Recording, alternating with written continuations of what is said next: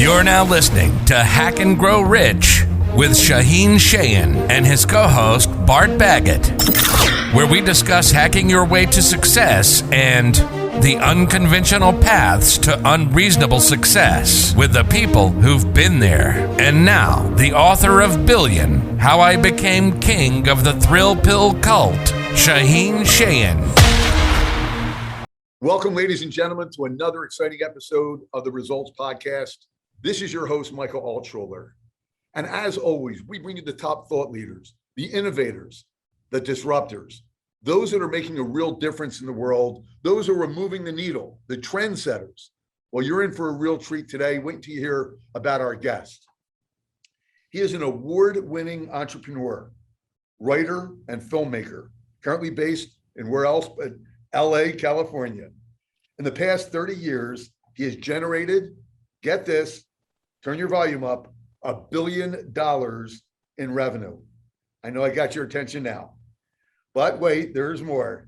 He is the CEO and chairman of Accelerated Intelligence.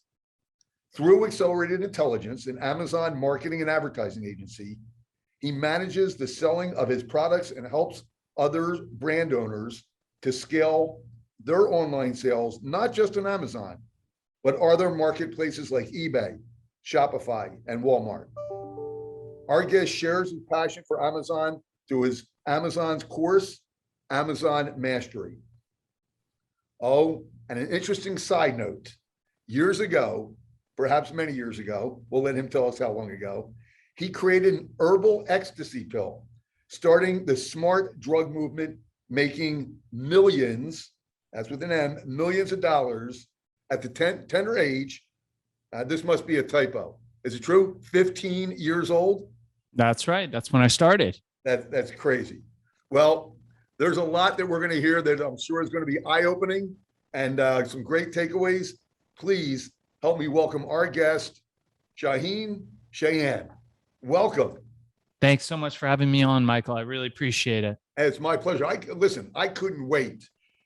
There's nothing like hearing new and exciting and innovative ways that people have found. You know, what I've learned over the years is, you know, there's common denominators of success, but then everyone has a unique path also that they kind of elevated to the top and achieve success. And I can't wait myself and for those listening to hear what your path was. Let's go back to the beginning. Tell me kind of what your upbringing was like. Where was it at? And tell me what that looked like. Lower class, middle class, upper class, silver spoon in your mouth. What'd you start with? I wish. I always wanted a trust fund and a rich daddy. That would be amazing. No kidding, right? Could have fun with that one. Yeah. Came here as immigrants during the very tail end of the 1970s. And we came to the United States, you know, through Germany, as most Iranians did. We were Iranian Jews, so we fled Iran in fear of persecution and came to the United States eventually. Landed in the US. I was about 5 and king of the heap in Iran, like, you know, had my little gang, very safe place. You know, I would leave during the days. I would come back as a 5-year-old, no problem. Dinner was when I came home. It was great. But coming to this country, I realized it was during Iran-Contra, and I was no longer top of the heap. In fact, I was a second-class citizen. Wow. And that gave me a chip on my shoulder, gave me a lot of grit, you know, getting the crap kicked out of me every day at school, definitely built character. But I decided that, hey, you know, this is clearly one of the greatest countries in the world from an economic standpoint. There is opportunity there. I see people with wealth. Where we came up was an enclave of Los Angeles that was up and coming, and my folks bought one of the last affordable houses there. After that, the whole neighborhood just blew up, and I saw people around me driving Mercedes and Porsches, and the guy with the Porsche and the beautiful blonde next to him, and the Rolex and that whole lifestyle. And I thought, man, that is so far from where we are at. My dad worked at a pizza shop, and then he worked at a dry cleaners for nearly 30 years. You know, we never bought new clothes. I hadn't been to a restaurant until I was 15. And, you know, then one of the rich kids at school invited me over. And I remember going, wait a second. explain to me how this works again. This guy's going to come and give me a piece of paper and I can pick a hamburger and he will bring it to me. And the guy was like, Yeah. get whatever you want. I got my dad's card. I said, what do you mean you got your dad's card? Right. I go, wait. He's like, just get anything you want. I'm like, so I can get a hamburger and the pasta. I can get both of those, and he's going to bring them to me. I was like, you must be bullshitting. I don't believe you. And, that was my level of sophistication at that time. We didn't buy new clothes. It was when customers would come and somebody would look cool, we would just cross our fingers and hope they would skip out on their bill. So my dad would keep their clothes and somehow it would trickle down to us. So all our clothes were like 2-3 sizes too big for us. So I think we were pretty poor coming up in, in a fairly affluent area. And by the time I was 15, I had a great distaste for school, for academics, for, just getting the shit kicked out of me in general. I was pretty scrappy. I picked up martial arts. So people stopped around those days messing with me. But yeah, I still got into a lot of fights. And, I had several criminal business enterprises as a child. We would go into the liquor stores, me and this other Greek kid who was a midget. Can you say midget? Maybe little person. He was a little person. Yeah. And he would go into the liquor stores. I would play lookout. He would steal all the nudie magazines, the Playboys, the Penthouses, the little bottles of liquor, the cigarettes. And we would sell them in school.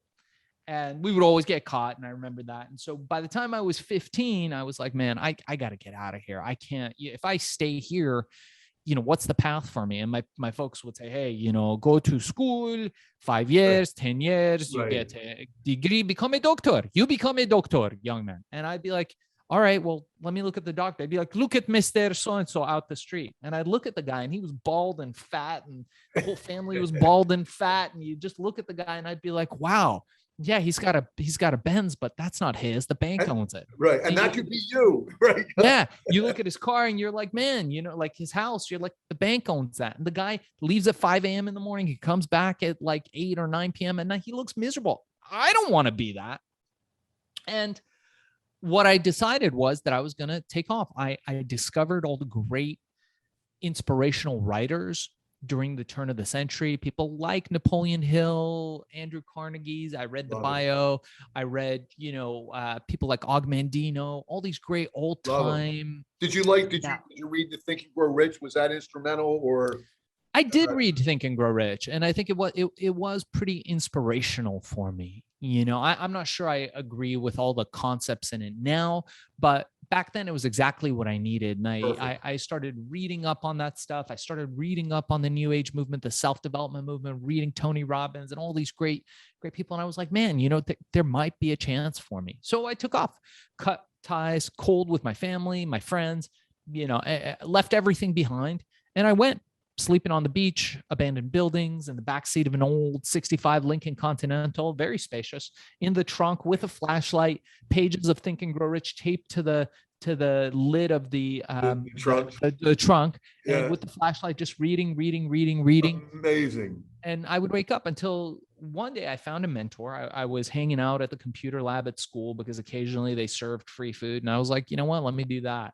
They serve bagels, that kind of stuff at the local community college. And I found a mentor, and he was somebody who was instrumental in the electronic music scene. So he encouraged me to get involved in that. And I started going to these raves, these underground music parties, which usually were in these abandoned warehouses. And I would sneak in, or I'd make friends with the promoters. I didn't have any money to get in. They would let me in, and I'd fall asleep behind the speakers, wake up, hang out a little bit, didn't do any drugs, although drugs were common in those places. And I started to say, hey man, let me look and see who's making money here, because I need to start making some money. Right. And it turns out the people who threw the clubs were always broke dudes. Those guys were broke ass, never had any money, always running from people, usually because they couldn't keep their noses clean. And the DJs, similar problem, also never made money, always stood outside wondering why nobody's paying them. People did not appreciate people who were playing other people's music in those days. You may want to close out your Outlook. I tried to do that. Let me. And so I started to think and look at who was making the money. Well, the people who were making the money were, can you guess? The people who were making the money. Who was making the money in the electronic music scene in the 90s? Who do you think? people selling something.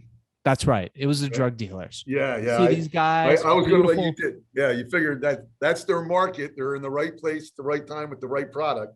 Right place at the right time. Right. And you'd see these guys, looking really nice clothing, always beautiful girl, one or two on their arms, and nice cars, brand new Porsches, BMWs. And, they'd give a little money to the promoters, give a little money to the DJs, make sure everything flowed.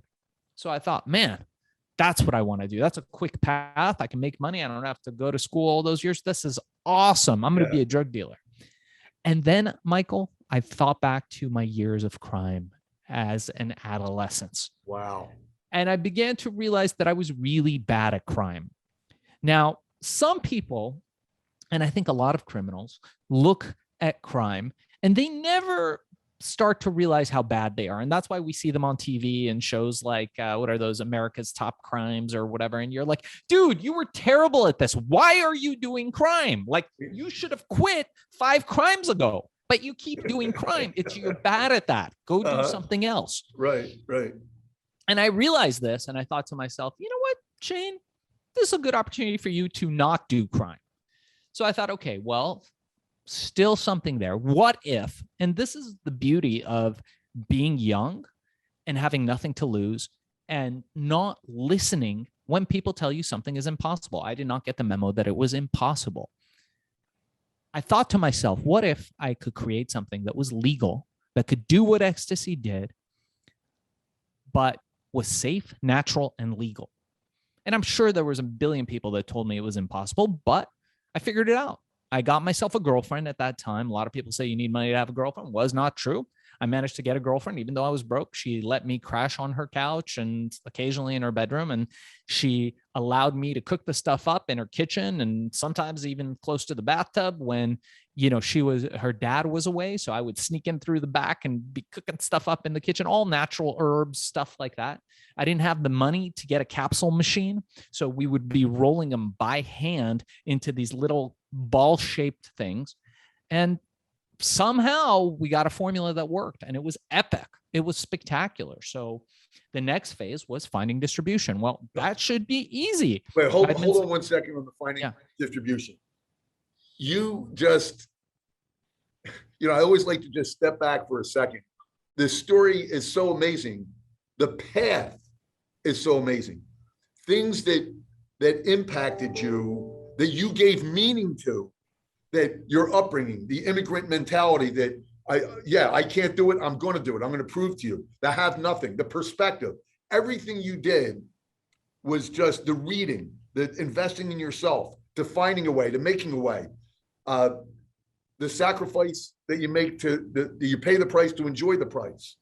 Everything you did, I'm listening and I said, this is vintage Tony Robbins, it's vintage Dale Carnegie, it's vintage what everyone says. But what I love most about the story is you are all about taking action, taking risk, and making it happen. That no one's going to give it to you. And you are out there. Of all the things I hear, you're not going to let anything stop you. The ship left the pier burnt down. There's no turning back. And you're going to figure out a way. You're going to find a way. And if a way's not around, you're going to create the way. And now this is the segue. I'm going to give you the mic now. You created a way. You created a solution. You saw a great market and said, I can put a new spin on this market, create something safe, and come up with a product that is even better than what's out there now in a huge market that is dealing with the issues you had with not being a good criminal, which I'm glad you're not, and moving into something that's better and still addressing the same market that you were addressing before. Just amazing stuff. My head's exploding. I'm sure everyone else who's listening, their head's exploding. So now we're the second part of the journey. So I'm sure there may be a third part, but the second part is, okay, distribution. Tell us about that. I love that. The obstacle is the way. Yeah, exactly. So I walked into a club late one night. I had a backpack full of these little baggies. I had a little card in them with a butterfly because I thought it'd be cool. Right. That was going to be my trademark. Love it. And walked up to the biggest, scariest drug dealer out there. And in those days, everybody didn't have tattoos on their face and their neck. And this guy had tattoos on his neck And he had gold and diamonds and the watch and it was a very stereotypical drug dealer. I think he must have gotten the drug dealer's manual. Yeah, exactly. And I walked up to him, very brave. He must have thought I wanted to buy drugs. And he said, kid, I'm out. I don't have. I said, I know you're out. Now, remember, during this time in the 90s, I was always at the right place at the right time. And it just so happened that the supply of ecstasy had dried out. The drug dealers were very unhappy. They had very limited supply because it was a very difficult drug to synthesize. And most of it was coming from Europe, and the supply lines were shut down. The drug dealers, the producers were fighting with each other in Europe. The drug enforcement agency had stopped the inflow of drugs into the United States. So we were in a dry spell. And there I was, right place, right time. Yeah. So I walked up to him. I said, no, I don't want to do that. I want to sell to you. And he said, fuck off, man. What are you talking about? Are you a cop? Are you wearing a wire? What's going on? Right. And I said, no. I'm sure you could kick my ass. I'm sure you could kill me, have me taken care of if you had to. Not interested in that. Totally not a cop. Right. Absolutely not a cop. But I got this stuff. And he looks at these bags filled with goo and he says, fuck off. What is this? Right. And in that moment, I looked at him. I said, it's herbal ecstasy. And he said, what? Right. And in that moment, right, two people, party goers, walked up to him and he's talking to them back and forth. And he motions to me, grabs the bags from my hand, puts it into their hands, grabs the cash, puts it in his pocket and goes, come back in 2 hours. And if you're fucking with me, I'm going to have your head. Yeah. So I'm sweating. I'm like, okay, now this drug dealer is going to kill me. And right. I wait a couple hours. I come back. Everybody in the club is partying. The bag is empty. He's taking the stuff himself. He's dancing up and down. He's got girls all around him. He's opened up a bottle of something. He's living his best life.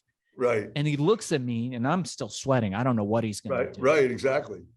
He motions for me to come over. Right. I come over going, all right, this has been really good. I've had a good life up until now. It's been nice. It's been a fun time. Yeah, exactly. And he's quiet for a moment, stone cold face. This guy didn't have a lot of emotion. I just see the tattoo pulsating on his neck. And I'm like, oh man, I'm so dead. And he leans over to me and he says, kid, when can you get me more? And that was it. What else do you, yeah, exactly. What else do you want to hear? And that was it. He went exclusively herbal ecstasy and got his whole network of dealers to go herbal ecstasy. And it went from 1 guy to 10 guys to 1,000 guys to thousands of people all over the country. We were selling in GNC. We went mainstream, Warehouse Records, Tower Records. People used to go to record stores, New Age bookstores. Larry Flint bought tons, millions of dollars worth to sell into sex shops. We were selling in Playboy and Penthouse and all the sex shops all over the world. And we were selling at clubs, at parties, at raves, at Lollapalooza.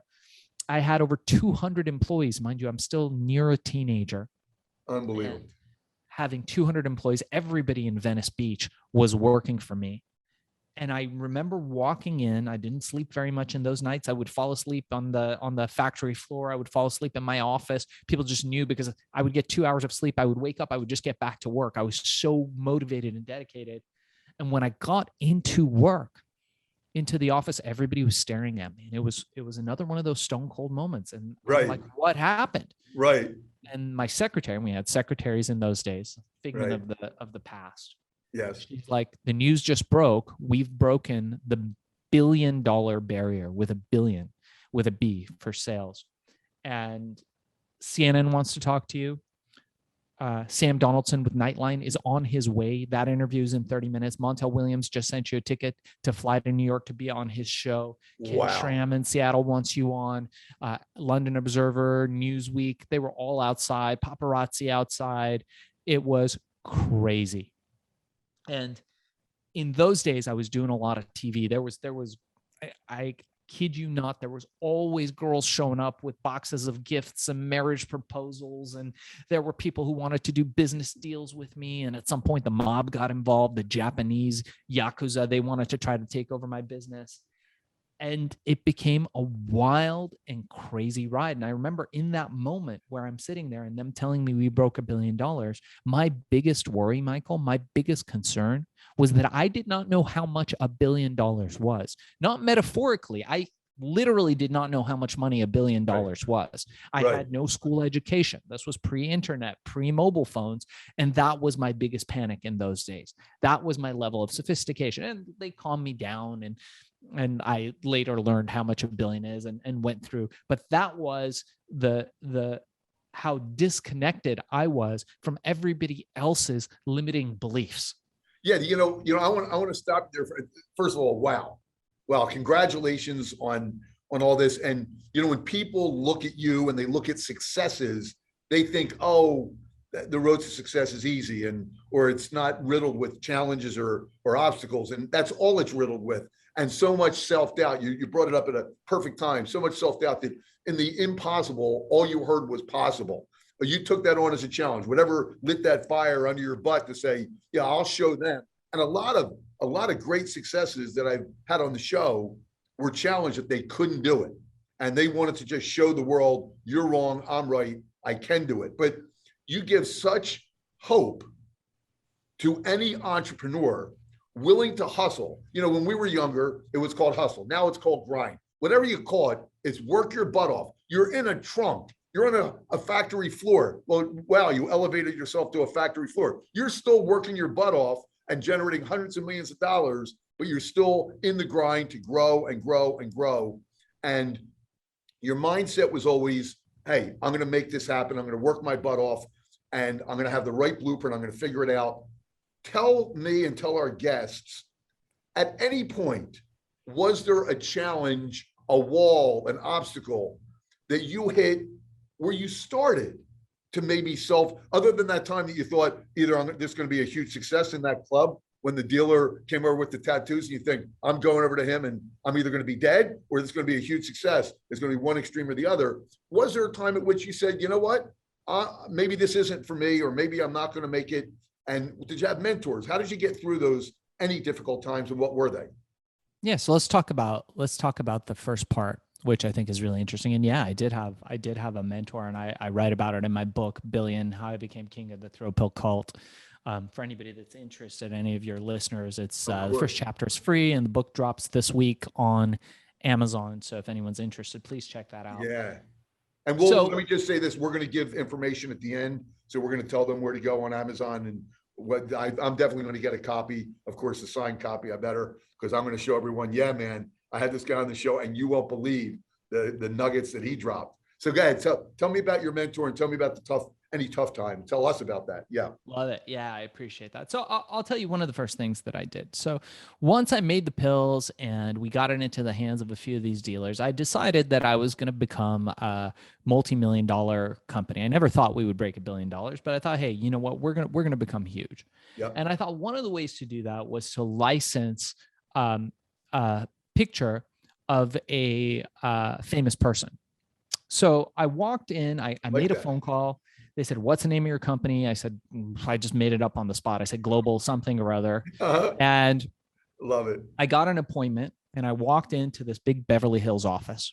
Right. And it was a fancy office in those days, in the beginning of the 90s. And it was, the attorney that was representing the estate of so-and-so. And the receptionist was this cute little Japanese girl in her cute little outfit. She brought me this little espresso with a little twist of something. I never had those before, and put it in front. And I was like, this is amazing. And then the guy makes me wait about an hour. Right. He calls me in, and he's, the old school, the agent guy. Yeah. Tell him we're not going to do it for less than 100,000. Hanging up his phone. He's got all the papers around his desk, total asshole. From day one, like that guy in what is it, Entourage, I forget what. Oh yeah, okay. The agent guy, right? So he's like that. So he looks at me and he goes, all right, where's your dad? And I said, excuse me? He said, yeah, where's your dad? He's like, I don't have a lot of time, kid. It's like, are you old enough to drink that coffee? I was like, yeah, well, here's what I want to do. And I said, I want to do a supplement. I've already had a little bit of success, and I'm looking to license, this guy his image, and, I'm going to sell 1 million of these things. So you guys are going to make a lot of money. Just give me the license. And he goes, hold on a second. Puts the phone down. He's like, look, kid, you got to go back to school. And then he just spent the next 7 minutes that he could afford to spare for me to tear me down. Wow. Go back to school, go back home. This is crazy. You don't have a company. You don't even have a product.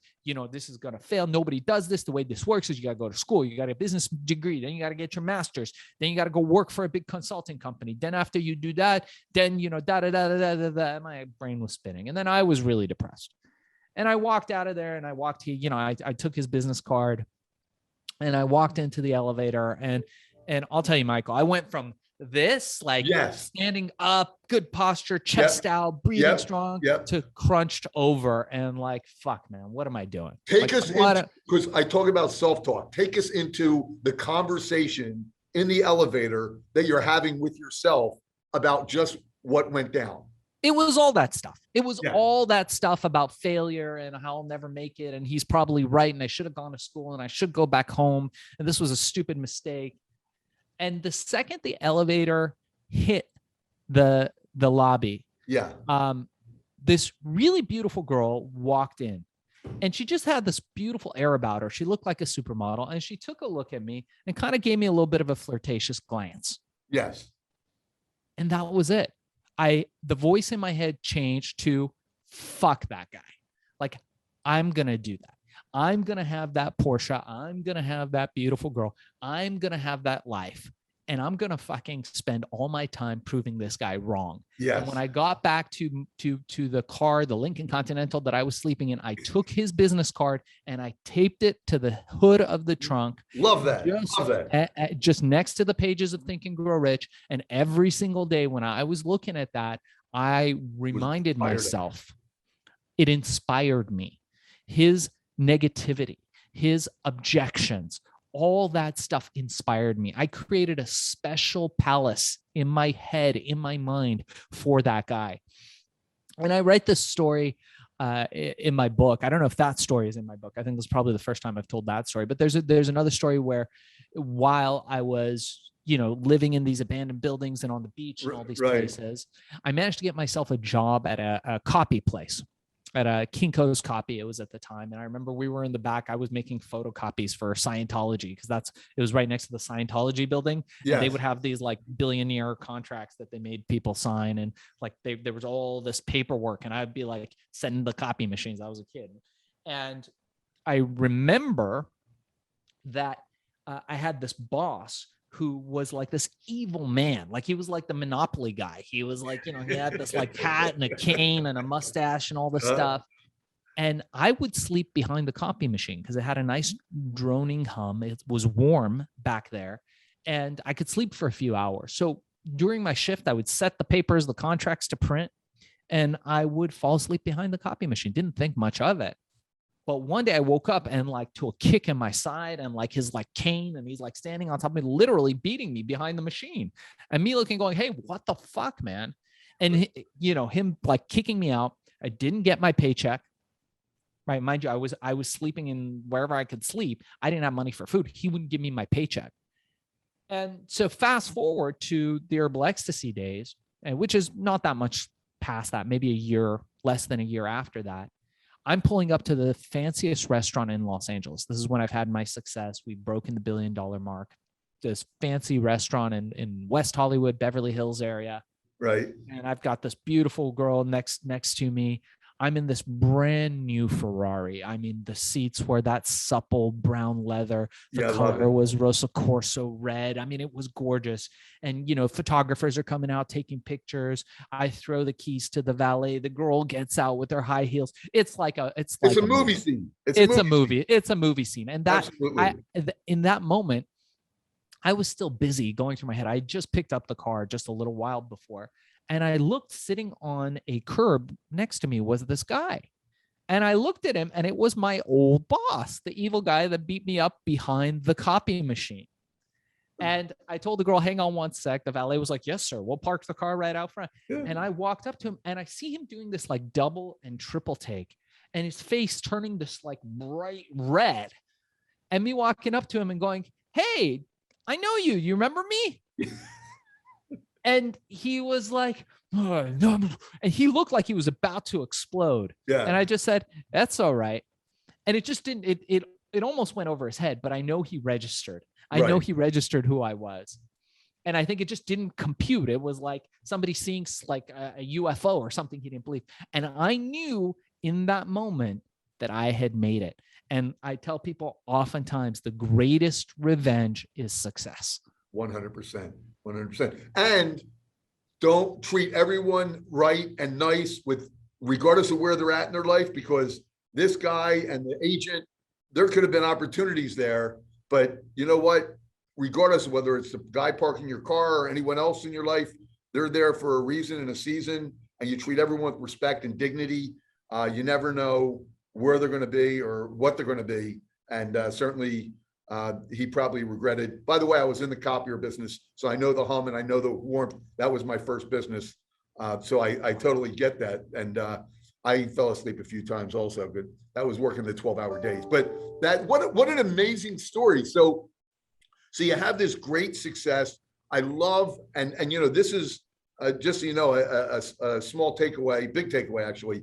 Then Michael Phelps, when he was interviewed, greatest Olympian of all time, 23 gold medals, and they asked him the key question: why, or what pushes you to be so successful? What do you think the secret to your success is?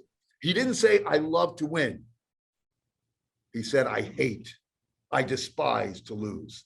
The pain of losing. And I got from what you said that the card that you put next to the Think and Grow Rich, your whole kind of vision board on the top of the trunk, what you had there was so powerful that you are keeping insight, which I talk about all the time, out of sight, out of mind, insight, top of mind, that it's not only the people you hang out with, but it's the things you hang out with that are reminders, that are anchors. The bigger the why, the bigger the try. You're focusing on why, what's my driver that will get me out of my comfort zone, do the things I don't feel like doing. And you're looking at that every day, and that's your driver. And I love that. And that's, testimony to where you're at today. It's amazing. Yeah. Yeah. And sometimes you've got to take people's energy and use it as fuel for your fire. And that's worked really well for me. I think I see people in mixed martial arts doing that. Yes. Where they use the energy of their opponents to their advantage. And business is much the same, I think, as martial arts, where you can really take that negativity, that distortion that people throw at you, and utilize that as fuel. I love Very that. effective. Yeah. I love that. That's great. Yeah. It's when good things, I had a morning huddle. I talked about momentum. That in life, you watch the football game last night, there's positive momentum and negative momentum. When things happen that are crappy, they seem to happen one after another. It affects your attitude, your mindset, everything. And when good things happen, the key is always keep your foot on the gas and get back to basics and fundamentals, always grind, put people in your corner that support and encourage you. And what you did, which I love, is you were taking every situation in life. Even when you had the chip, going back to what you said in the beginning of this interview, when you had the chip on your shoulder, you didn't say, woe was me. You said, you know what? I'm going to take what I don't have and I'm going to make something of that. Everything you did was in your favor, using it in your favor to drive you to do the things that would drive your success. And I think that's a phenomenal lesson, that everything, good and bad, was making you stronger and more successful, which is, I think, brilliant. Yeah, it's true. So you had this. I'm not, seldom am I jealous, but okay, Ferrari, beautiful woman on your side. Okay, you're in Hollywood. You see the old FedEx guy. I remember Kinko's, which became FedEx, and he's there and singing, "Why did I not let him sleep? Why didn't I pay him? I know what's going. Forget. Regrets are terrible." And okay, so take us. So yeah, you have this huge success now. What next? What happened next? Well, from there, it was a wild ride. And again, I write about it in my book, kind of the story. It was an absolutely crazy ride. We went on to making hundreds and hundreds of millions more, and then getting in a battle with the government. The product was restricted, and then they unrestricted, and then I came out with other products, and then we played a little game of cat and mouse, and eventually I got tired of it and moved on. I invented all of the technology for digital vaporization. which was not a thing in those days. It was the Wow. forerunner to all the vapes that you see now. Uh-huh. I exited that company roughly around 2006. That became a publicly traded company. Wow. The first vaporizer company to become public, and the technology for that still is used in vaporizers today. The company's still around. And from there, I decided, you know what, I have a family, you know, I'm married, happily married, beautiful wife, beautiful son, but I got to keep my brain focused. So I thought, man, you know, I'm going to create a nootropic, a brain supplement. So I did. I created a brain supplement called Accelerol. Fantastic, spectacular supplement. Actually, we made it in New Jersey, and was produced by one of the big pharma companies who was producing it for me. It's still on the market today, called Accelerol. Spectacular formula. And I thought, man, I got to figure out a way to sell this stuff. How am I going to sell this? And I was going to go subscription. I was going to go brick and mortar. Yeah. And I thought, well, what else is happening? And this was back in the days where you could email Jeff Bezos and he would respond back, jeff@amazon.com, the magic email. You'd email him, and a few days later, you get a response back from Jeff Bezos. You might even be able to get him on the phone. Hopefully you save some of those. Hopefully you save some of those, my friend. Yeah. So we heard through the grapevine that Bezos was opening up the Amazon platform to allow third-party sellers to sell whatever they wanted on there. Before, remember, it was just books and DVDs and CDs and stuff. But now he's going to let people sell anything on there. He's changing from it being a bookstore to being an e-commerce marketplace, allowing third-party sellers to sell. So I thought, hey, can I list supplements? Yes, I can. Let me try. Listed them that night, $120 a bottle for this stuff. Woke up the next morning to thousands of orders at $120 a pop. And I thought to myself, recurring revenue model or no? He did not have recurring revenue yet. They have subscribe and save on Amazon those days. Yeah. They did. Okay. And but it was a recurring revenue model in the way that it's a 30-day supply of pills, so people would have to buy it again in 30 days. Right. Okay. And I thought, wow. I started looking into Bezos, realizing that he wasn't just this like schmuck who is, you see him like in this office, a spray painted sign that says Amazon. He's got a door and some cinder blocks. Right. I'm like, this is not who this guy is. This guy came from D.H. Hutton, one of the biggest Wall Street players. He's brought hundreds of millions of dollars of cheap money from Wall Street into Silicon Valley and is deploying it very effectively. And the thing is that it's a slow drip and a long tail play, but 100%. this guy's going to win. And in that moment, I decided I'm going to put all my eggs in the Jeff Bezos Amazon basket and learn how to become the best at selling on Amazon, master this third-party platform.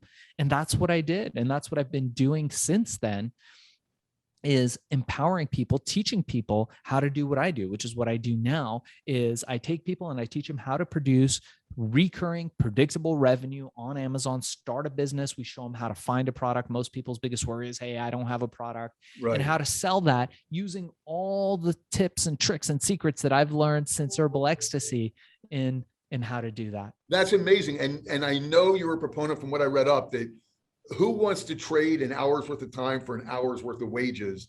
And again, here you go, right place, right time, right mentor. You get in the right place at the right time. But here's what you did that I think has to be stated. Your antenna is always up. You're always looking and aware of what is out there, what is needed. Where's the pain in the marketplace? Where's the opportunity in the marketplace? And you're aware of that. Your antenna, like I said, is up, and here you get on early. And I'm a huge proponent of what you do. And I'm not saying it because you're a guest on the show, that there's two things that drive success. One is model yourself after someone who has done it, and that will accelerate your path to success. It will minimize the challenges along the way. I say smart people learn from their own mistakes. Smarter people learn from the mistakes of others. Your path has not been without challenges along the way. You figure things out. And what I love about this is you're an accelerator. You give people answers and solutions that they would take them years and years and many mistakes and buku dollars to figure out what you can give them that roadmap. You put the work in, make some investment, but you're giving them, in essence, the roadmap. Talk to our viewers about that. Yeah. So you're right. I tell people this oftentimes, is that people always ask me, they're like, hey, if you could look back at the 15-year-old you, what would you tell them? And I would say, find a mentor, find somebody who is where you want to be and model their success. Yes. And there are easier ways to do it. You can create a mastermind. You can find a mentor. You can find other people to chime in with. We have a mastermind as part of our Amazon course. So anybody that, signs up for our Amazon course gets instant access to like 50, 60 people in each pod who Brilliant. are doing what you want to do. But ultimately, it comes down to you building that grit and knowing that there's things that you don't know. You don't know what you don't know.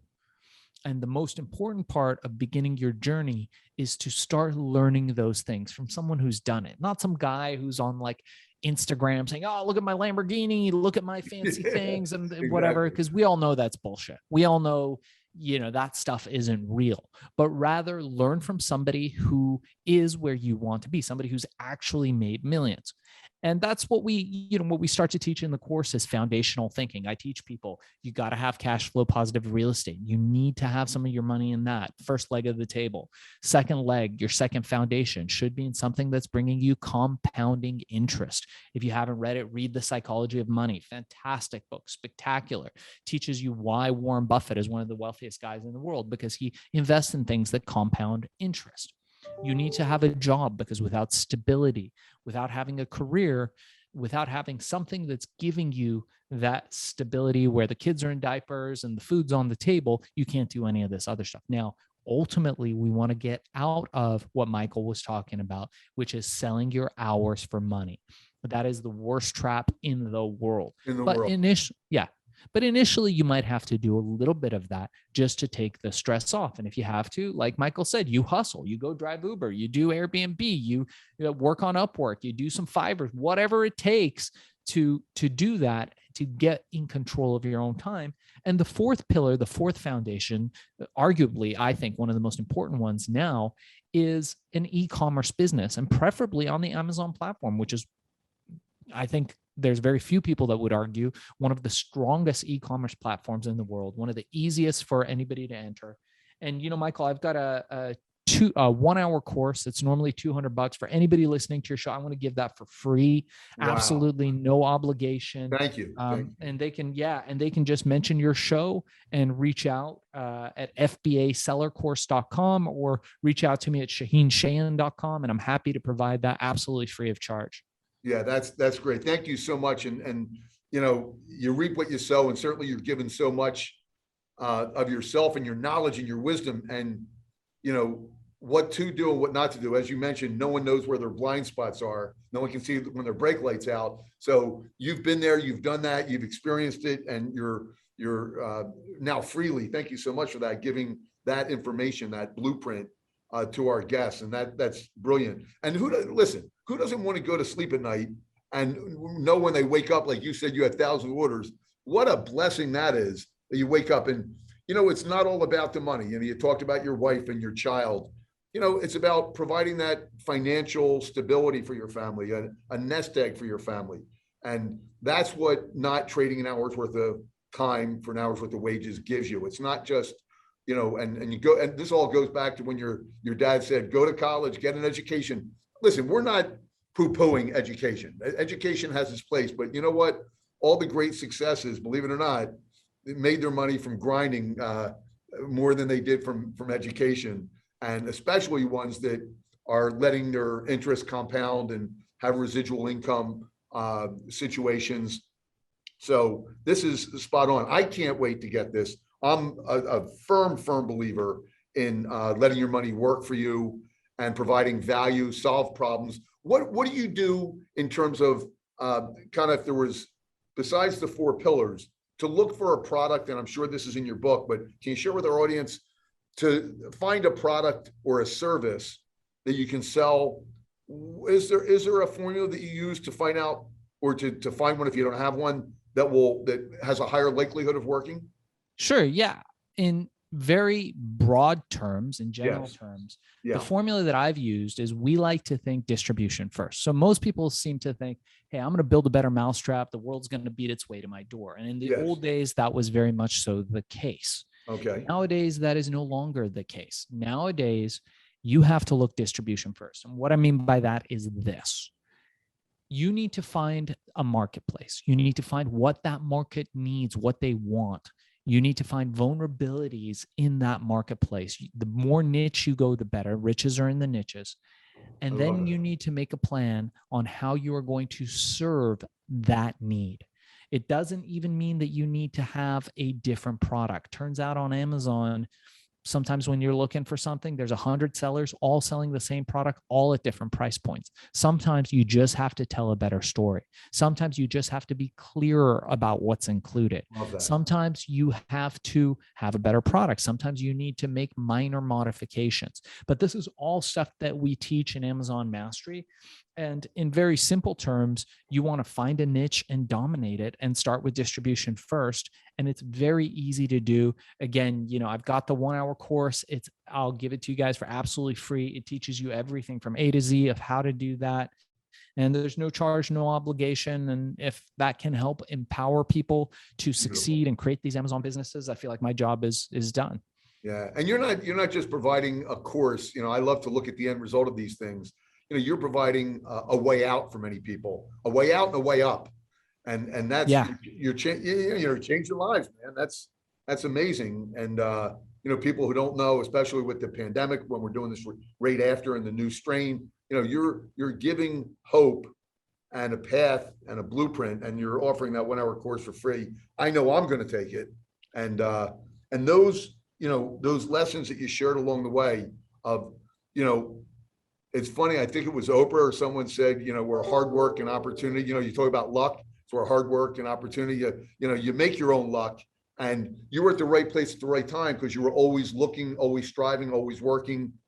You were nonstop putting yourself in a position that you were at the right place at the right time. You made that happen, and it wasn't just by luck. Yeah, a little luck comes into it, but you could have been sleeping 8-10 hours a day. No, you were awake 14-15 hours a day, hustling until you fell asleep behind copy machines, like, in trunks. It's like crazy. So when someone looks at their level of commitment, they say, I'm working hard, or you're hardly working. Look at how much time you put in, look at your blueprint, and find a great mentor, and a great program like this 1-hour course, and be on your way. But you know what? Nothing happens. The great Thomas Huxley said, the great end in life is not knowledge, but action. So now you have the knowledge. Now you have the ability to take action on it. It's free. I encourage everyone. And I'm telling you, I can't wait to do it because I've looked at Amazon. So I'm a big buyer of Amazon products. And I have products that I certainly have in my list of products that I want to sell that solve a problem. And I just can't wait to get something started. And I'm encouraging everyone to do that. What would you say, as we kind of finish up here, what would you say the top 1, 2, or 3 things folks need to do? You have the corporate mentality out there, and then you have the individual entrepreneurial spirit, let's call it. What do you think that you've learned, that you've gleaned, that you've experienced over your life? The 1, 2, or 3 things that you can impart on people that this is what you need to do to have a richer, fuller, more complete life. Because at the end of the day, what we all strive to have is more peace, joy, and fulfillment. And what are all the things that create that in your life? What can you share with our audience that will help them achieve those 3 things? That's pretty easy. Get rich, make some money. And I don't advocate getting rich fast or getting rich slow. Of course, it's better to get rich fast if you can, but that's usually not the case. It's much better to get rich slow and quietly and create foundational wealth. And people out there who are telling you, hey, money's the root of all evil. Money doesn't buy happiness. They just don't know where to shop, and they don't have any money, or they don't have any money. Money makes things a lot easier. Money empowers you to have freedom. And what freedom is being able to do what you want, with who you want, when you want. That's the ultimate freedom. I know you sell jets, fractional jet ownership and time on jets. And that's what that's all about. These guys, people who pay for that, you can get a first class ticket for 5 or 10 grand. It costs 100 grand to charter that same jet. Well, why are people doing that? Because they are valuing their time. It is the ability, their freedom to just get on the plane and go where you want, when you want, with who you want. The value of that, and I couldn't think of a better metaphor than private jets of that, is that's what you want to build. Time is the new luxury. In my first example, like if you've got a bunch of money and a big house and a car and whatever, but you've got no time for yourself, you are poor. You're broke. You are worse than broke. You are poor. Yeah. Two different distinctions. You are poor and broke. Yeah, exactly.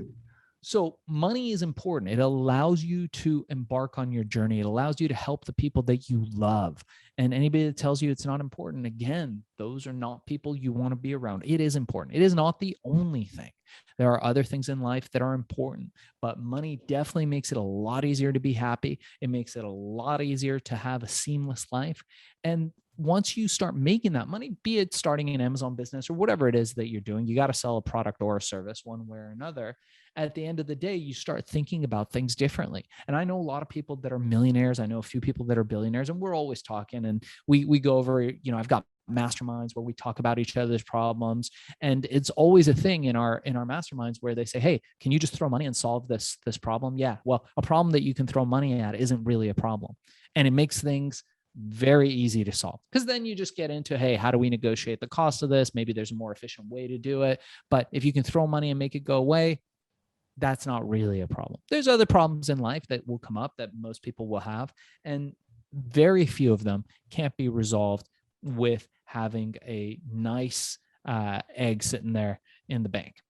Yeah, that's so true. One of the things that you made me think of, it goes way back, as a motivational speaker and someone who's spoken all over the world, and you look at Tony Robbins and the great ones, right? One of the greatest motivational speakers of all time was Adolf Hitler. Now, he was as horrific a human being as one should ever talk about, but he motivated people to do the worst. So when you have all this money, so you could say motivational speaker bad, Adolf Hitler. But when you have all this money, you could use it for good or you could use it for evil. And money certainly is a vehicle, as you said, a tremendous vehicle to give you the freedom to solve problems, to help other people, help the ones you love.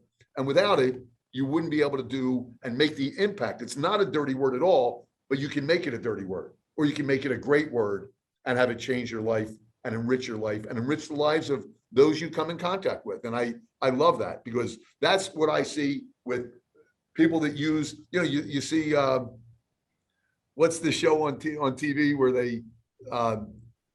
where they expose people that do bad things with their money, the con artists that make, like Bernie Madoff. American Greed. There you go. Thank you.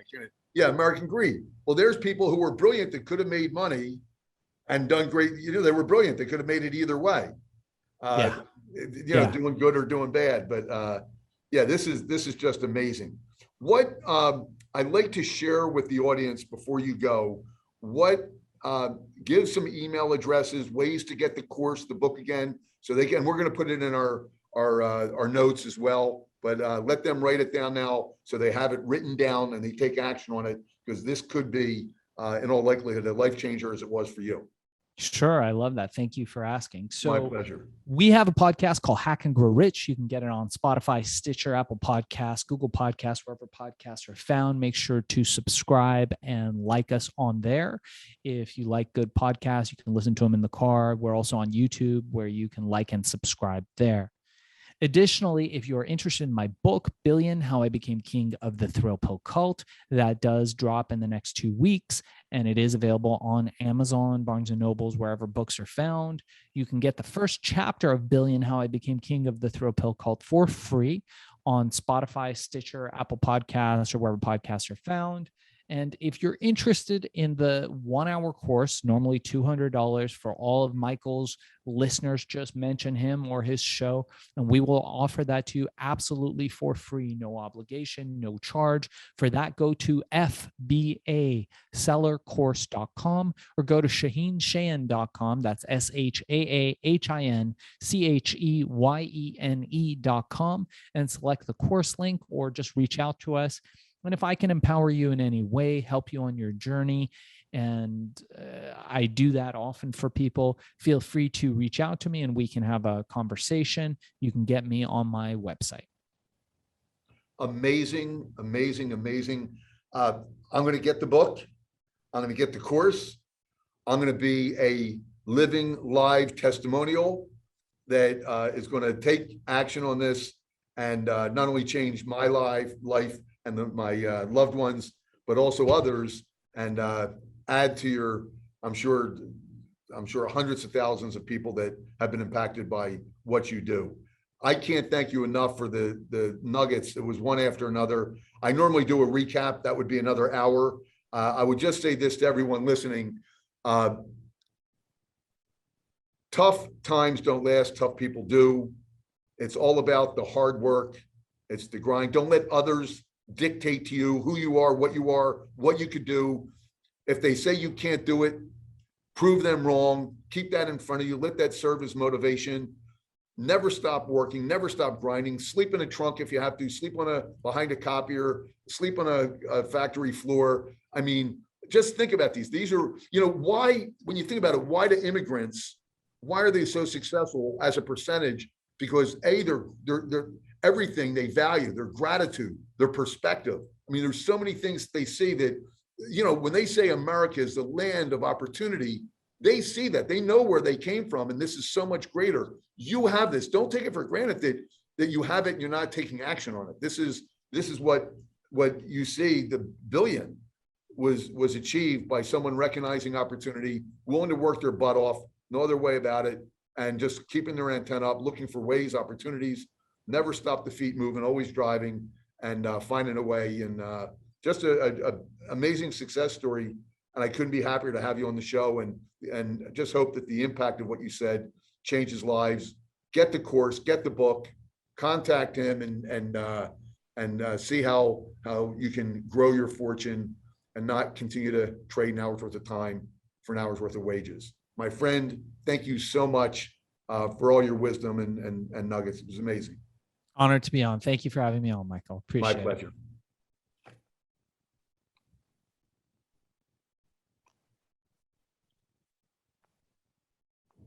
Okay, so I'm looking here we can cut this part out. But listen, man, what a story. How old are you now? I'm 46, man. How about yourself? 46, 64. Oh, no way. You look great. I'm gonna be 65. Like, I didn't want to get Medicare, but what I'm paying for health insurance, like, okay, I can pay $400 instead of $1,200 a month. Okay, sign me up. But it's like, you're like this because you're in shape, strong body, strong mind, strong spirit, family. I got one son, 2 stepsons, 1 son. How old's your son now? He's 7. Oh, what a great age. That's like killer. Yeah. So your book, this is like, how long did it take you to create the book?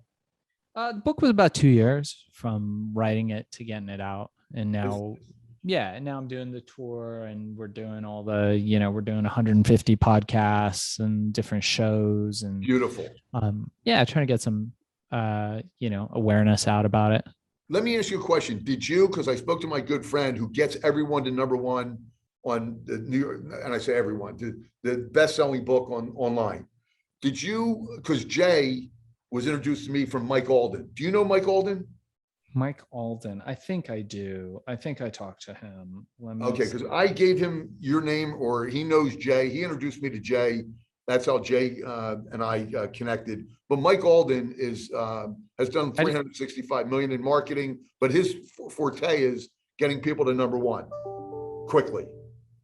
Yeah, I talked to a guy. There's a bunch of guys that do that, but I talked to one guy. You know what that costs, by the way? It different things. Depending on what the service is. I don't know the total cost, but He has a phenomenal podcast show, has had legends on the show called the Alden Report. If you want, I'll be happy to make an intro. And he's a great guy, a rock star, just an entrepreneur's entrepreneur. Just how do you spell his last name? Alden. Look at Blue Vase Marketing. He's a 3-time best-selling author. He wrote The Blueprint to Business, and you'll just love talking to him. You two are the same peas from the same pod. I just want to see if he's in Massachusetts. Yes, that right? Correct. Yeah. Beverly, Massachusetts. Okay, no, I haven't talked to this guy. I talked to another guy who does the same stuff. Really? So, yeah, sure. I'm happy to talk to him if you want. Yeah. Well, he'll put you on the Alden Report. He has a huge reach. That's his podcast show. Okay. Jay's been on it, and some other rock stars, some huge influencers with millions of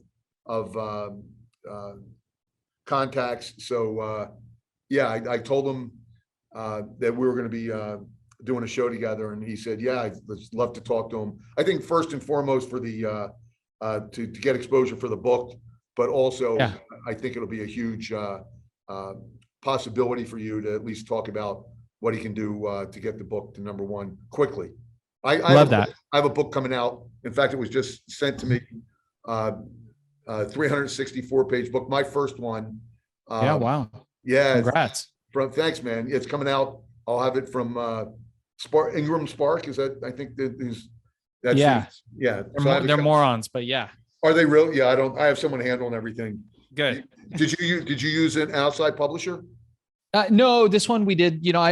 I had deals with outside publishers, but they take 19 months for for a big one. So I was just like, we're gonna, because I'm an Amazon guy, so I know how to sell stuff, so it's easy enough for me to do it. But we'll probably, I just got a film deal for this one, and that's really the focus. So as long as they're making the film, it's more important than the book to me. Yeah, that's amazing. Yeah, this is perfect for a film. Did you close that deal? Is that a done deal or just done deal? Hey, man, congrats. Yeah. Is it going to be called Billions or Billion? I became king of the triple cult. Well, that's the working title. It just depends whatever the production company that's putting the money into it wants to call it. But that's the hope that they'll name it after my book. How exciting, man! That's like great. That's awesome, man. So I'll shoot you an email, please. If you or anyone if I can help them out, friends and family deal for either charter or flights, I'll be happy to help. Thank you. Yeah, my pleasure. I'm going to, I have something to do right now, and I have to order a book called Billions and also The Psychology of Money. I'm a big avid Audible book guy. Oh yeah. So love that. Who wrote that book, Psychology of Money? Do you recall? Psychology of Money. I forget the guy's name, but it's probably one of the best books you'll read and ever. It's spectacular. And then I'll have an Audible version of my book out next week too. I narrated the whole thing. So did you really? If you're doing Audible, that'll be a cool way to go. Yeah, definitely going to do it. And I'm going to sign up for that 1-hour course and then encourage others too. I like to be a product of the product. That's important to me. It's like, and like you said, people are selling these courses online that they make their money from selling the course. They've never done it a day in their life. So I value the fact that you did it. Anything I can do, let me know. I'll send you this. Should be a week, and I'll have the finished podcast. Send it out to you. Anything I can do in the meantime, let me know, my friend. I really appreciate you, Michael, and we'll help promote your thing too. So send me the links to your show, and what we'll do is we'll put this up on our feed as well. We've got about 65,000 subscribers. Perfect. And I'll put a link for them if they want to subscribe to your show as well. They can do that. Okay. Can you shoot me an email when I respond? I'll send you an email out. I wrote some things, but I wanted to pay attention. Everything you want in the notes on the podcast show regarding where they can go to get the book. Sure. Just put that in there and we'll just copy and paste that in. And, easy peasy. Okay, perfect, man. Have a wonderful weekend. And you too, buddy. Thanks for sharing, buddy. It's a great story. Thanks, man. Appreciate you. Thank you. See you later. Bye-bye.